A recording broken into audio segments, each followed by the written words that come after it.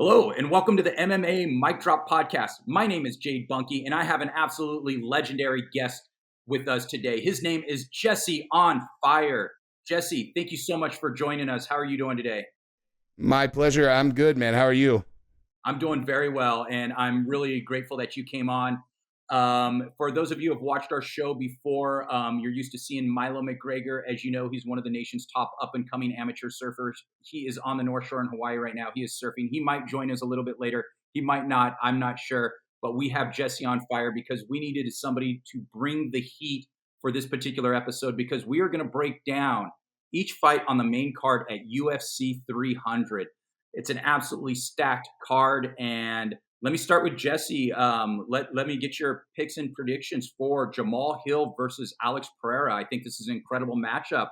What are their relative strengths and weaknesses, and how do you see this playing out? So I would say basically that when you look at the two pedigrees of the guys and what their strengths are, they're both obviously exceptional strikers. I think Jamahal Hill is a little bit more unpredictable. Both of them have nuclear knockout power. They can knock anybody out at any time.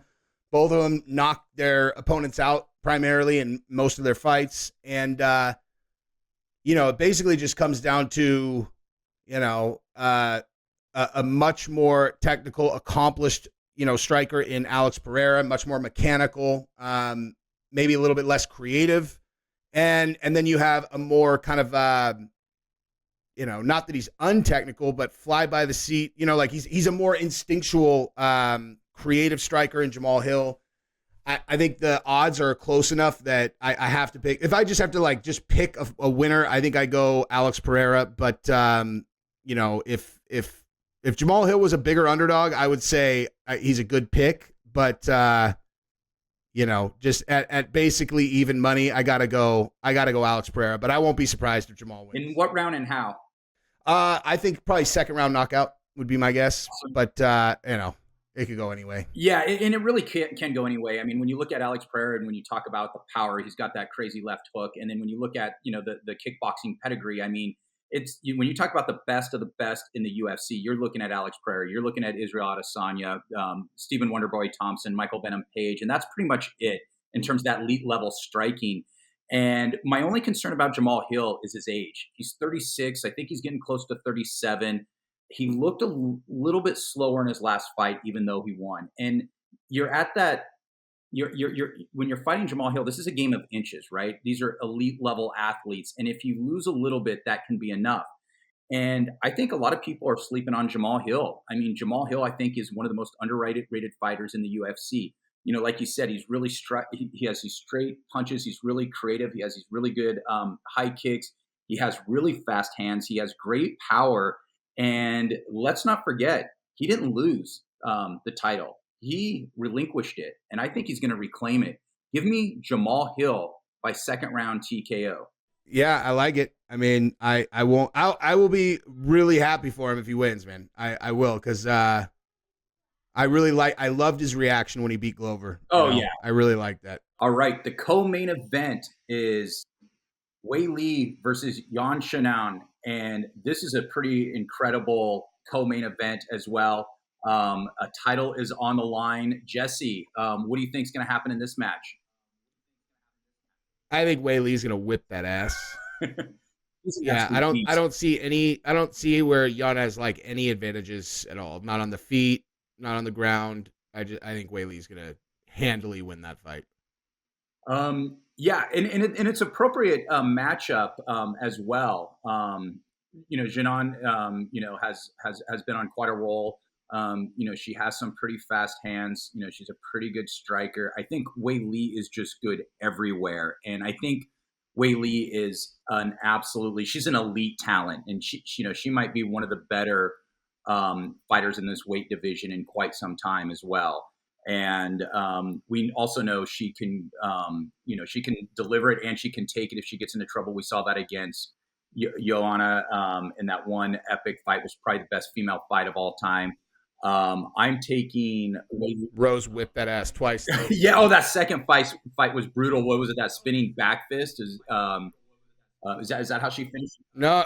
I'm saying Rose Rose beat Weili twice. That's true. But I think in this matchup, I'm with you. I think she is absolutely going to run over Xiaonan. But I don't think she's going to finish her. I think it's going to be a decision. Give me Weili by decision. And how do you think it's going to end? Yeah, I agree. I just think at strawweight, all of them are looking up at Rose if Rose stayed in the weight division, but she went to 25, so see what happens. Let's talk about the BMF title. That is on the line. It is Justin Gaethje versus Max Holloway. Jesse, what are your thoughts on this fight? So that is a fight that I think everyone is sleeping on Max. That's a 2-1 underdog. That's insane. And from a stylistic standpoint, Max is literally like that. That is a guy who absolutely can beat Justin Gaethje. Justin Gaethje's vulnerability is to straight punches, like long straight punches. That's what he does not deal with well, and that's what Max does best in the world. Like that's why he's so good. And Max doesn't do great checking kicks though, dude. Because really what he relies on is he waits for people to throw kicks so he can throw a straight right down the middle and make them pay for it. So, Gaethje throws nuclear leg kicks and Max throws straight punches right down the middle. Every single fight. What's interesting about this fight too is every single fight, everybody's like, oh yeah, the CTE is finally going to kick in on him on this fight. And who am I talking about in this fight? Either of them. Every single fight. Everyone says, oh, Gaethje's CTE is finally going to catch up to him. Max's CTE is finally going to catch up to him. And it thus far hasn't. For either of them. So I don't know. If you have to pick, my absolute number one upset pick of the card is not this one, but if this is definitely in second place where I think Max is getting slept on big here, where stylistically it's a good matchup for him. So do you think Max is going to pull it off? You think Max by decision?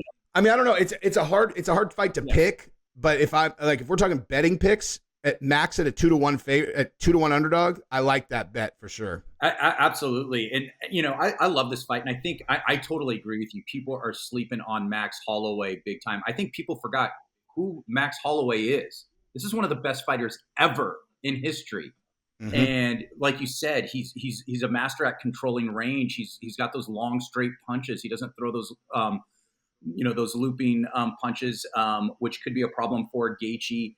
And he's got the cardio to go in all day, and he's a builder. He'll get better as the fight goes on.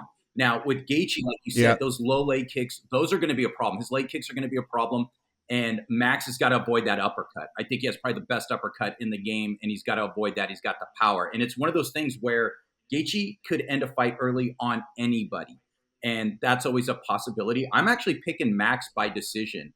I think Max wins. Particularly with greater volume. Look what he did to Calvin Kattar. Look what he's done to other people.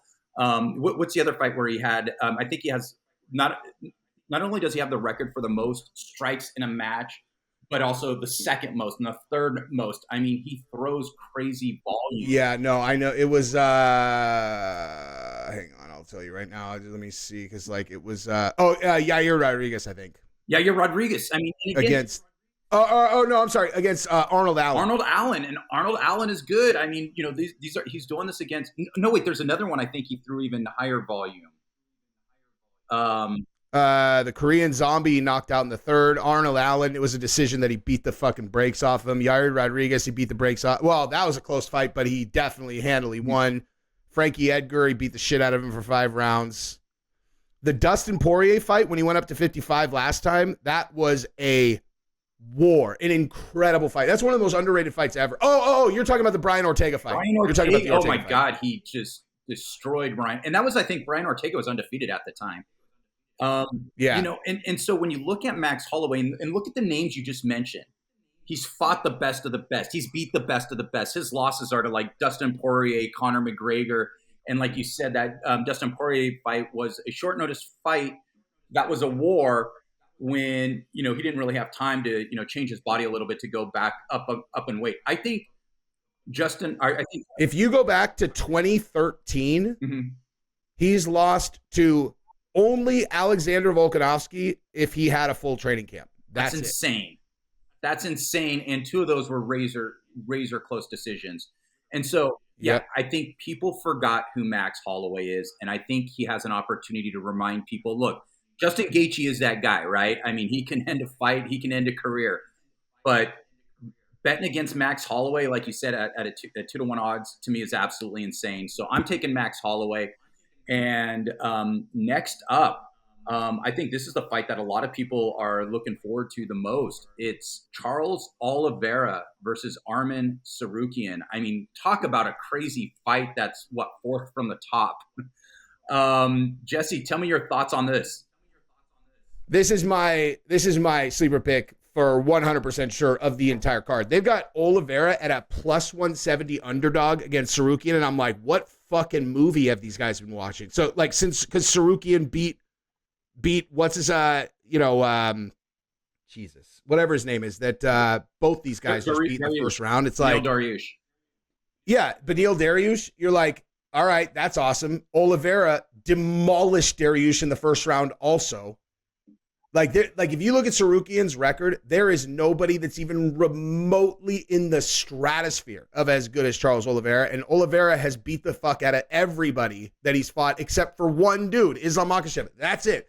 Every other person that he fought, he beat. Everyone. Well, so I like how they have him as an underdog makes no sense to me at all. Like, where do they think that Tsarukyan is a 2-1 favorite? On the feet? Doubtful. On the ground? No. Fuck no. So, like, where? How is he a 2-1 favorite? I do not understand these odds at all. Yeah, and think about who Oliveira beat in his title run, right? I mean, we're talking Justin Gaethje and how he beat them by quick finishes. Justin Gaethje, Dustin Poirier. I mean, Michael Chandler. I mean, the dude is an absolute savage. I'm with you. I mean, I'm more torn on how this is going to go. I mean, I think this is an appropriate matchup, but yeah. I mean, Charles Oliveira, most submissions in UFC history. I think most finishes overall in UFC history, can beat somebody anywhere. Now, what's interesting is Tsarukyan, right? The power that he generated from that punch, I think it was a little bit off balance, if I remember, against Dariush, and he starched him. Is Charles Oliveira? Well, he hit him with a knee. But he came with the knee and then a punch, right? Did he? He started with the knee. Yeah, I'm pretty sure that it was a knee. He caught him with a knee first. Let me double check that though. Yeah, I think he went the knee, and I don't think it landed cleanly. While looking up. I'm pretty sure, dude, that it was a knee first. But I could be wrong. I was there. I was at. Oh, nice. Fight. I was there with Patrick Gavia. Me and Patrick Gavia went to that fight together. Awesome. Yeah, let me see here. If I could totally be in outer space on this, but I'm pretty sure that it was a ruthless knee that landed. Hang on. Okay, here it is. Hang on. He went. Oh no, you're right. Yeah, the knee missed, and then he hit him with a right that Beneil didn't see. That's all it was. Is like, it was a good right. But he just didn't see it coming. Yeah, he was worried about the knee, and then he just got hit clean on the jaw when he wasn't looking.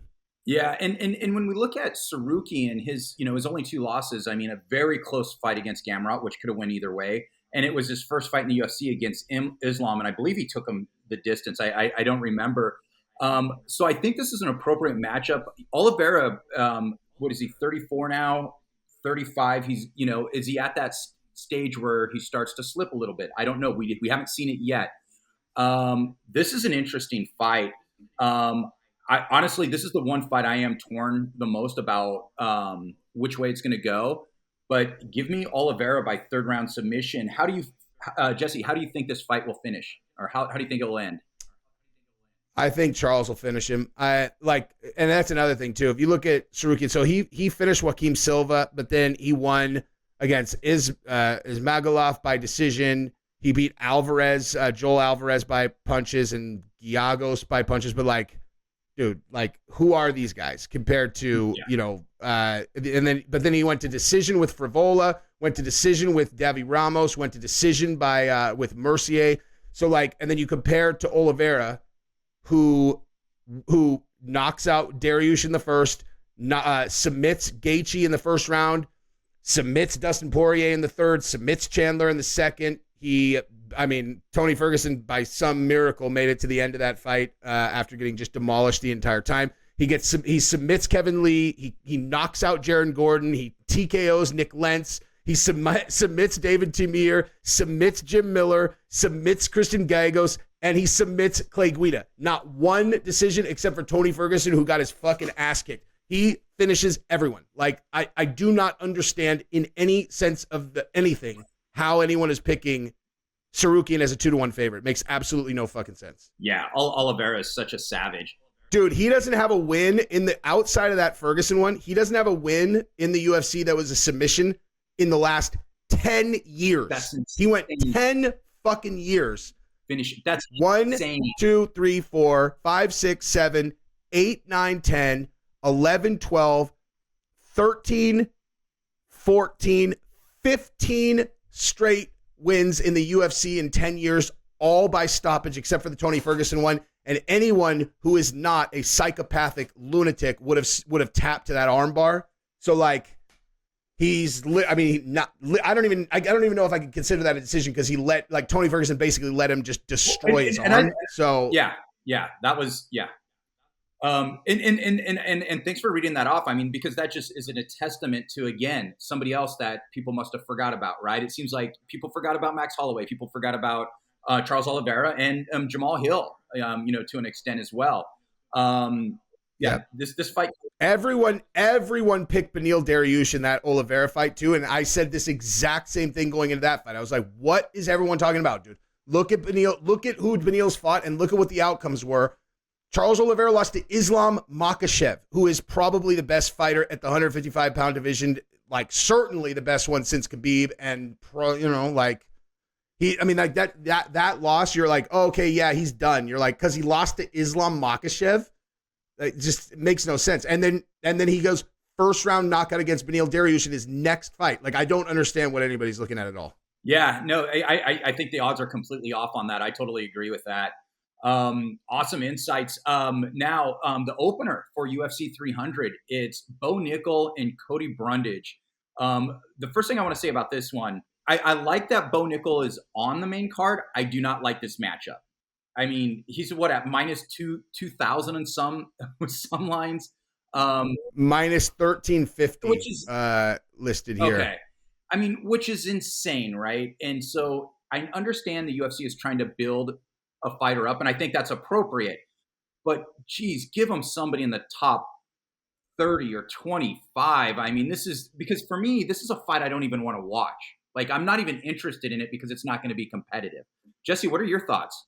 Dude, the guy, yeah. Did you know this guy? Okay, so Cody Brundage won his last fight, but he won the fight before that because the other dude got disqualified for throwing an illegal elbow, and then before that, he lost 3 in a row.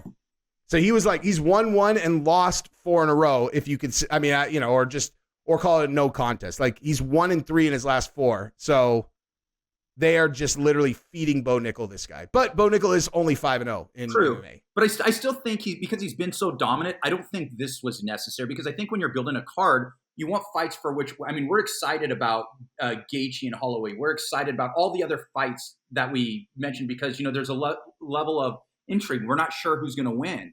You want to see Bo Nickal at this point on a card of this magnitude tested to a certain extent. I mean, just give him some, Gerald Meerschaert, or just somebody, or maybe somebody a little bit better than that, given Meerschaert's age, but just somebody a little, somebody in the 30s to 20s, because Brundage, you can make an argument, shouldn't even be in the UFC at this point. Dude, guess how many combined minutes it's taken Bo Nickal to finish all 5 of his fights. Okay, hold on. 5 fights. I'm saying I'm going to go 4 minutes and 23 seconds is my guess. It's 6 minutes, but in one of the fights, it went 3 minutes. Okay. And it went 3 minutes of him beating the shit out of the guy and then submitting him. So, you would have been right if not for the Jamie Pickett fight, which was not close at all. Like, it went 2 minutes and 54 seconds. So the first, this last one went 38 seconds. The one before that was 2 minutes 54, 52 seconds, 1 minute 30 seconds. Well, you got to, yeah, that's insane. And you got to say, I mean, with that Jamie Pickett fight, I mean, does Bo Nickal have the best one strike nut shot in the game? Because that was, yeah, that was a nice shot to the nuts. That was brutal. But yeah, I mean, Bo Nickal is the real deal, and so I want to see him tested. And it doesn't have to be top 15. So because what would happen after this fight, people would be more excited to watch him fight if he beat somebody with a little more name value, or somebody a little higher in the rankings. But I mean, give me Bo Nickal, first round, submission, TKO. I don't know, but it's going to be quick. It's going to be nasty. It's going to be easy. What do you say is going to happen? Same. Yeah.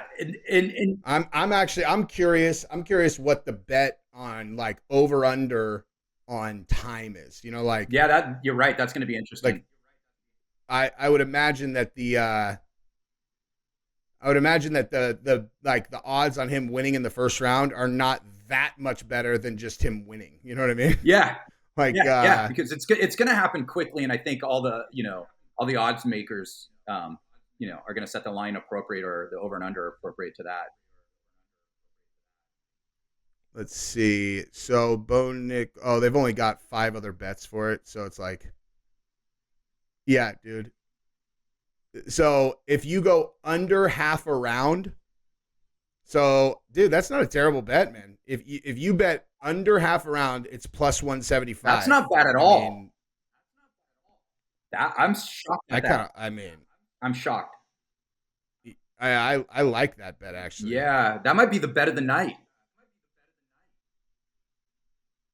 Dude, 2.5 minutes. You're like, come on. Hey, on mine though, he's minus 3,300.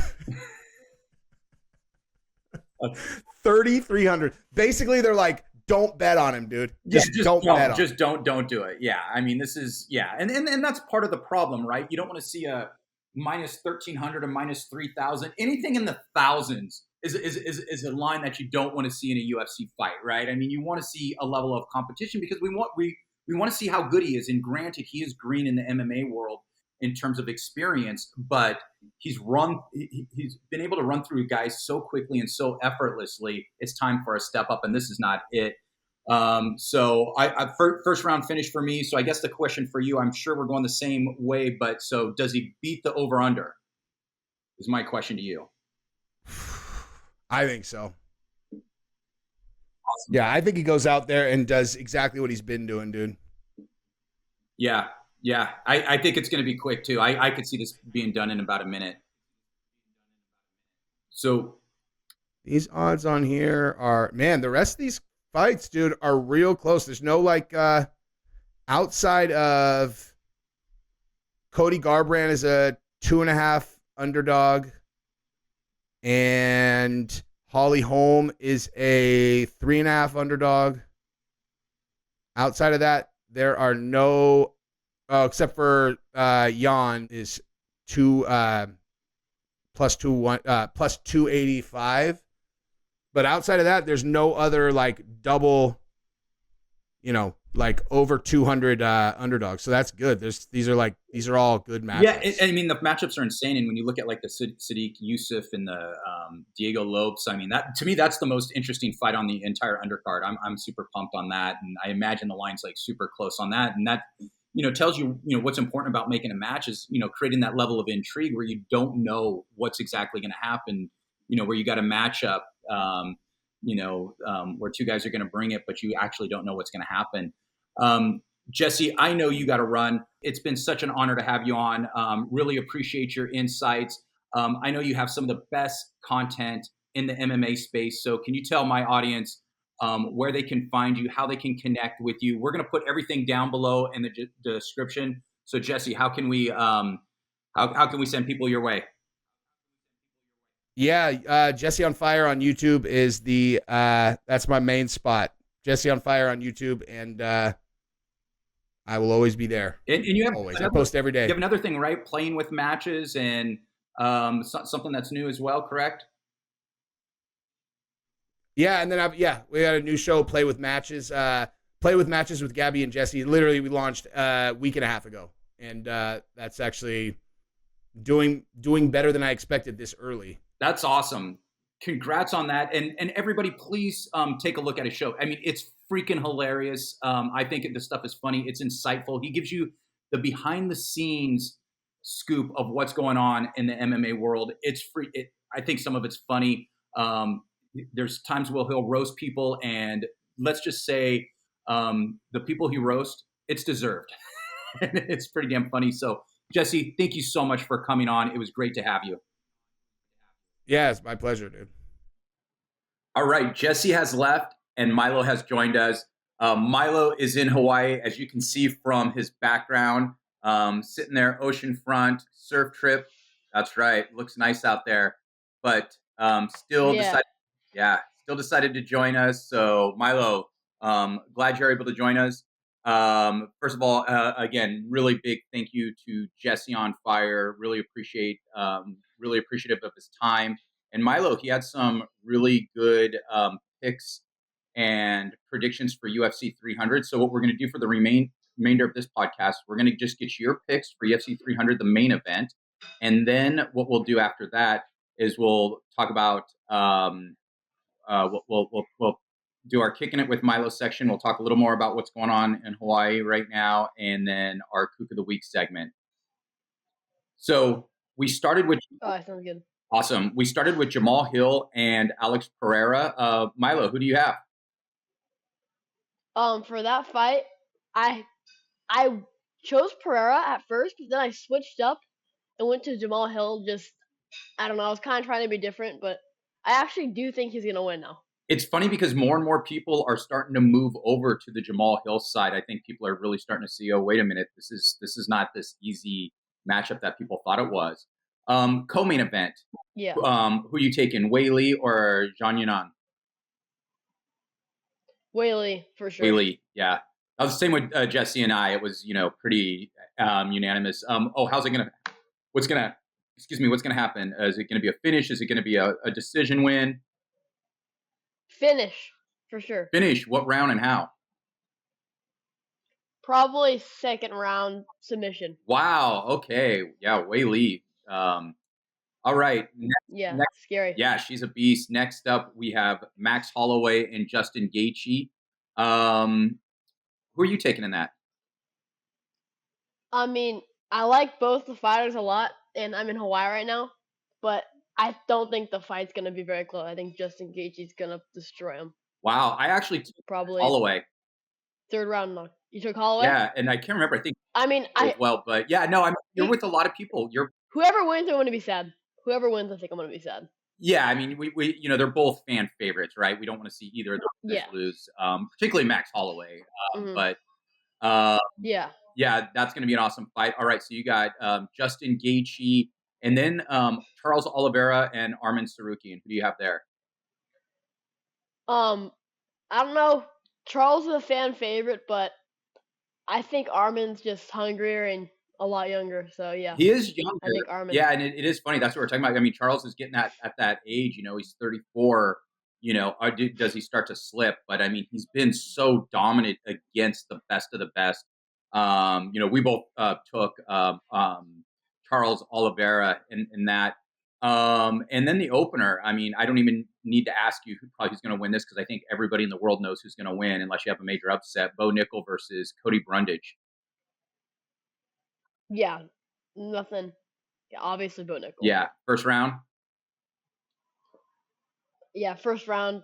First probably 30 seconds. So, what's funny? So let me ask you this. Are you excited to see that fight? No. Yeah, so it's not really. Exactly, and it's a question, because I'm not excited. I'm not even interested in that fight, and it's one of those things. Why do you put a fight on your biggest card of the year that no one even wants to see, right?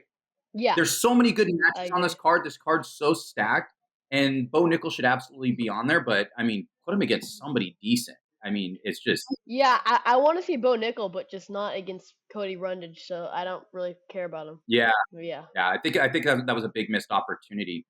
All right, so now you have Milo's picks for the main card at UFC 300. We will do a video for the prelims for UFC 300 that will be out next week. Now let's move to our next segment, kicking it with Milo. Milo, as you mentioned, you're in Hawaii. You're on the North Shore. You're surfing. Where'd you surf today? I surfed Rocky Point, and then I surfed Haleiwa. Oh, nice. In the afternoon. How good? Yeah. Crazy windy, but it was fun and warm. So better than home. Yeah, nice. How big was there? Any size there? I mean, it's smaller than usual here, but it's so powerful that it feels like it's like 6 feet, but it feels like maybe an 8-foot wave when it hits you. Yeah, and that's the crazy thing about the North Shore. It is just on such a different level. Yeah. I mean, we can surf where we live, and for those of you watching, we're in Newport Beach, California, and it's it could be double overhead, and it can be fun and playful. But yeah, if it's double overhead on the North Shore, I mean, it's heavy. Yeah, it's a different. Yeah. That's awesome. Did Richie pick you up at the airport? Yeah, Richie picked me up and we took his car. Nice. So yeah. So that's Richie Collins. Shout out to Richie Collins, former top 10 surfer in the world. I think you back-to-back years was ranked number 8. Did he surf with you guys today or no? No, we haven't surfed with him yet, but we probably will end up surfing with him. Awesome. And did you arrive yesterday? Sorry, what'd you say? Did you arrive yesterday? Yeah, we arrived yesterday at like probably 10:25, and then we had to shop for food, and then we just came and surfed that night. We surfed Pipeline. Oh, nice. Yeah. Yeah. How was that? I got destroyed, but it was really fun. Because I know last year when you were the last couple of times you're in the North Shore, you're getting good waves at Pipe, and you just got work this time. Are you degressing? Yeah, I got too confident and I fell on an easy wave, but it was so powerful it put me straight to the bottom. Yeah, that wave is ultra intense. Awesome. Scary. Yeah, stoked you're in Hawaii. And how long are you going to be there for? 10 days, so I have like 9 more days left. Nice. But yeah. Yeah, no, that's insane. That's awesome. All right, so that's our Kicking It with Milo section where we get to learn a little more about Milo. Now we're going to move on to our Kook of the Week segment. My Kook of the Week is the referee who gave Reese McKee a winning scorecard in that fight against Chidi last week, because there is no way he won 2 out of 3 rounds. That's absolutely absurd. So he's my Kook of the Week. Milo, who's your Kook of the Week? My Kook of the Week is probably me for going over the falls up Pipeline on an easy wave. So yeah. And you just got demolished? Yeah, it's destroyed. It's drowned. Oh my God, yeah. Shark attack. Yeah. That's crazy. All right. Well, that's all we have for today. Milo, do you have a last word? Drop the mic. We're out.